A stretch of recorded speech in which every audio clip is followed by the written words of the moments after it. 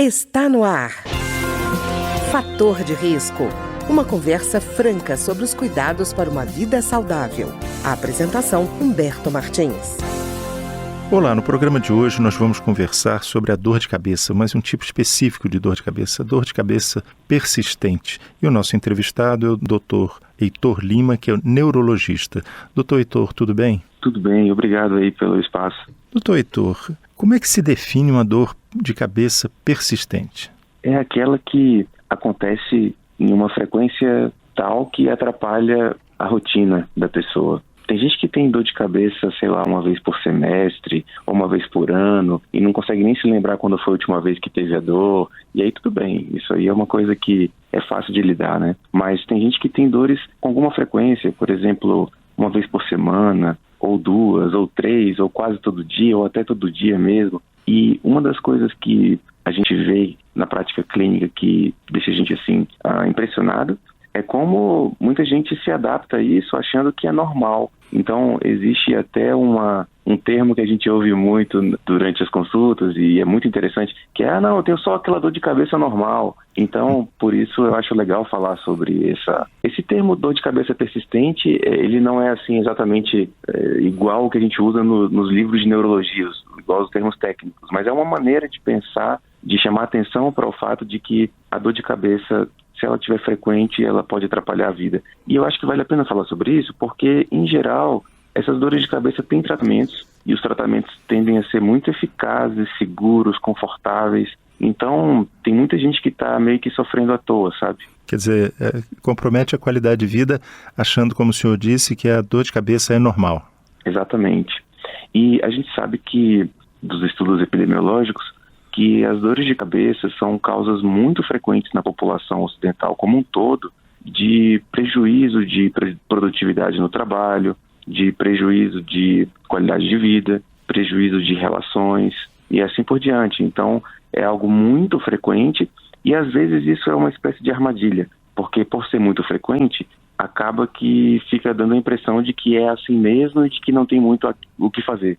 E, na verdade, existe sim bastante coisa para se fazer. Não só com consulta ou indo ao médico, mas muitas coisas para se fazer na rotina, que são coisas que podem proteger a pessoa de ter dor de cabeça ou que pode diminuir a frequência, sabe? E, doutor Heitor, na sua experiência, quais são as principais causas dessa dor de cabeça constante ou persistente? Existem dois tipos de dores de cabeça. A gente usa o termo cefaleia, né, para falar de dores de cabeça. Dois tipos que são os mais frequentes no mundo inteiro, que são a enxaqueca e um outro tipo que a gente chama de cefaleia tensional. E é muito comum, muito mais comum do que a gente pensa, que alguém tenha até os dois tipos ao mesmo tempo. O que é curioso, porque acaba que a pessoa às vezes consegue perceber que ela tem uma dor que é de um jeito tal, em alguns dias, mas tem também uma outra dor que é de um outro jeito em outros dias, e tem dias até que ela tem um pouquinho de cada uma e assim por diante. Mas são os dois tipos de dores de cabeça mais comumente envolvidos com essa situação de uma dor que seja frequente, que seja persistente e atrapalhe a vida da pessoa.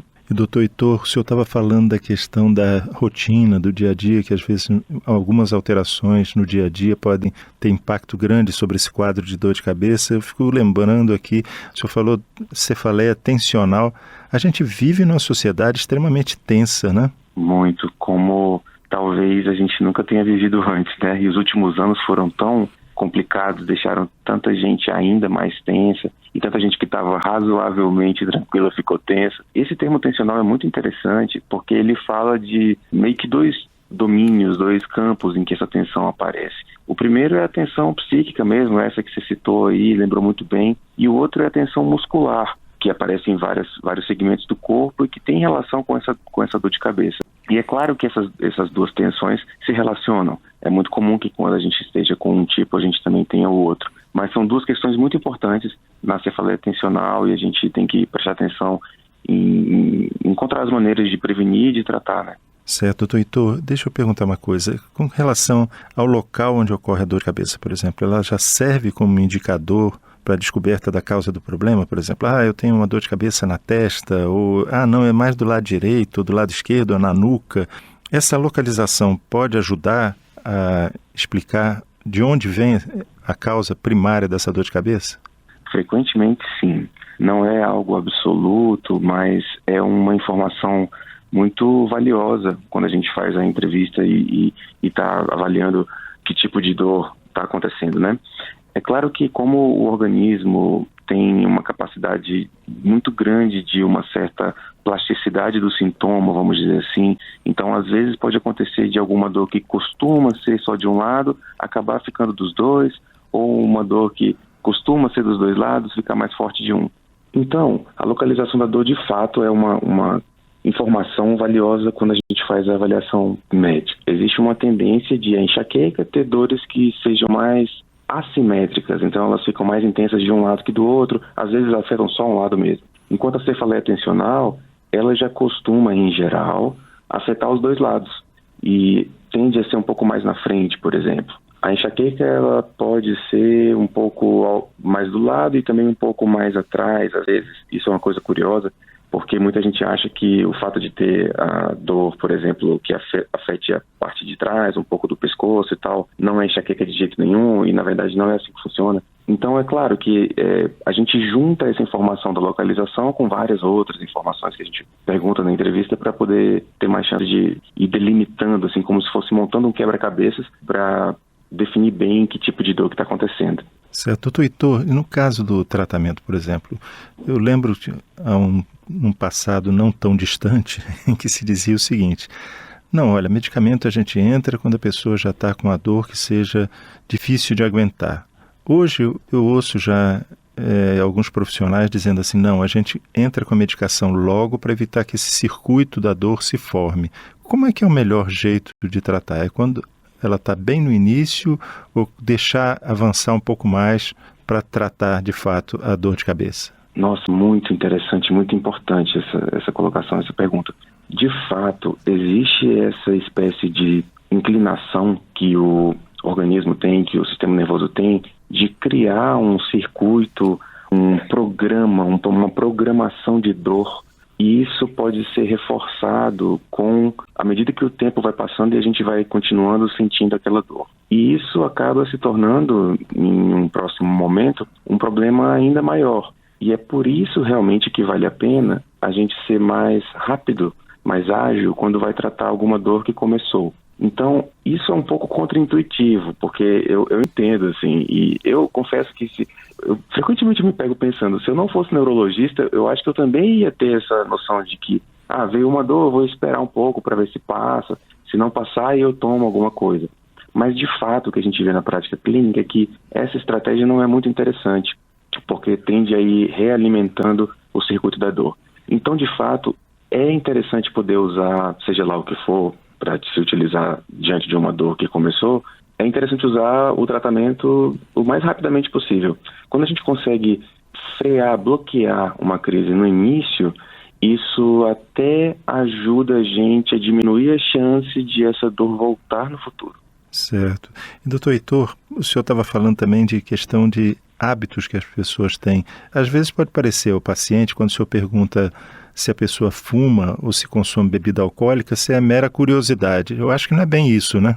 De forma alguma. Essa é uma das coisas mais importantes, eu acho, que vale a pena a gente, assim, propagar, né, como informação útil e informação aplicável, imediatamente aplicável por qualquer um. Os hábitos de vida têm uma influência muito grande mesmo. O fumo, o uso de álcool podem disparar vários tipos de dor em muitas situações diferentes, em muitas pessoas diferentes. Existem também outros hábitos que têm muito impacto e que são coisas muito importantes do cotidiano. Por exemplo, a atividade física. Isso é outra coisa interessante que frequentemente se fala, né, dos médicos. A gente fica falando só sobre atividade física, quer dizer que atividade física é remédio para tudo. Mas, assim, é porque de fato é algo muito relevante. E no caso das dores de cabeça, faz muita diferença. É quase como se existisse, assim, Humberto, uma diferença de dois grandes grupos de pacientes. Aqueles que fazem atividade física e aqueles que não fazem. Em geral, tende a ser mais desafiador ainda fazer o tratamento de qualquer dor de cabeça quando a pessoa é sedentária. Então, quando a pessoa consegue ter algum tipo de atividade física regular, isso já é um aliado bastante poderoso, sabe? Certo. E, doutor Heitor, às vezes também o médico tem que ser quase um detetive, né? Porque, por exemplo, às vezes a pessoa tem um problema qualquer alimentar, por exemplo, alimento gorduroso, ela não se dá bem e não sabe, ou algum aditivo químico, um corante, por exemplo, que também pode influir no quadro de dor de cabeça. Quer dizer, a alimentação, que parece uma coisa supérflua para o leigo, para o profissional de saúde é uma coisa muito importante, né? Muito, de fato. Isso é uma das outras coisas dos hábitos de vida que assim, tem muito impacto, que faz muita diferença.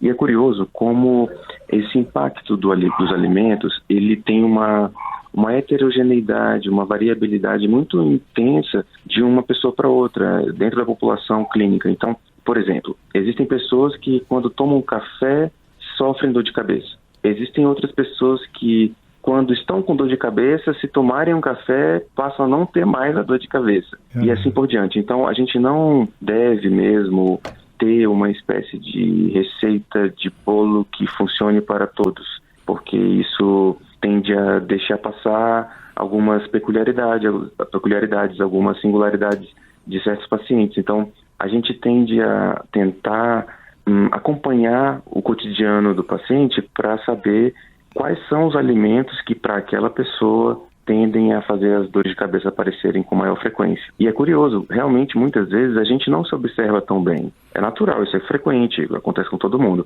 E quando o médico pede para a gente se observar, aí a gente começa a perceber, né? Nossa, realmente aquele alimento lá, que sei lá, que eu fritei realmente fez com que eu tivesse mais dor. Ou aquela taça de vinho que eu tomei realmente disparou uma dor, ou aquele chocolate, ou seja lá o que for, a melancia. Não é para todo mundo, mas realmente vale a pena a gente olhar com carinho, porque muitas vezes isso faz muita diferença, embora não seja algo também que seja definitivo. Tem uma situação curiosa que acontece às vezes, Humberto, que é a pessoa ter até assim, aquele medo de falar que come tal coisa e tem dor, porque ela não quer deixar de comer aquilo, e eu entendo perfeitamente. E só que o que acontece? A gente pode olhar para o tratamento das dores de cabeça, muitas vezes, como uma espécie de complexo, um sistema com vários fatores atuando ao mesmo tempo. E às vezes, a gente consegue sim, às vezes, atuar no conjunto da obra de tal forma que o alimento que causava dor passe a não causar mais dor. E aí, de repente, a pessoa pode continuar consumindo aquele alimento. É claro que isso, você vê como é uma coisa, assim, bastante personalizada, bastante, quase que artesanal, porque a gente tem que levar em conta muitos fatores da vida daquela pessoa para saber qual o espaço que a gente tem para atuar em cada um deles, se a gente vai combinar aquilo com medicamentos ou não, e assim por diante. E, doutor Heitor, de qualquer forma, o medicamento deve ser tomado de uma forma criteriosa, de preferência com indicação médica, né? Sem dúvida. Os medicamentos, eles são potenciais soluções e são potenciais problemas, né? E isso é uma das coisas em que eu acho que o médico pode ajudar, porque a gente tende a conseguir encontrar quais são as situações em que os medicamentos vão ser de fato úteis, e a gente tende a conseguir montar, vamos dizer assim, estratégias, planos com começo, meio e fim, para que a pessoa possa ter o uso mais enxuto, mais inteligente do medicamento, para que use o medicamento de fato quando precisa, de um jeito que tenha a chance, quem sabe, em alguns casos, de não ser por tempos tão longos, para a escolha de medicamentos que tenham o melhor perfil de conforto, de segurança, de custo, de eficácia. E é curioso como isso também varia de um caso para outro. Então, aquele medicamento que funcionou bem para sua amiga ou para o seu vizinho, não necessariamente vai ser o mesmo que vai funcionar bem para você. E isso é muito interessante e é real. A gente vê muitas diferenças. E é por isso também que a gente costuma falar que vale a pena usar medicamento com o médico. Existe a questão de segurança, claro, óbvio. Existem certos medicamentos que podem ser muito perigosos para certos casos clínicos, para certas pessoas, enquanto para outras pessoas são medicamentos bem tranquilos, bem seguros. Mas também existe essa questão mesmo da eficácia, do conforto, e isso também é muito importante, não é pouca coisa. Tá ótimo. Eu queria agradecer então ao Dr. Heitor Lima, que é neurologista e conversou conosco hoje sobre a dor de cabeça persistente. Dr. Heitor, muito obrigado. Eu agradeço, Humberto. Tudo de bom aí, um abraço.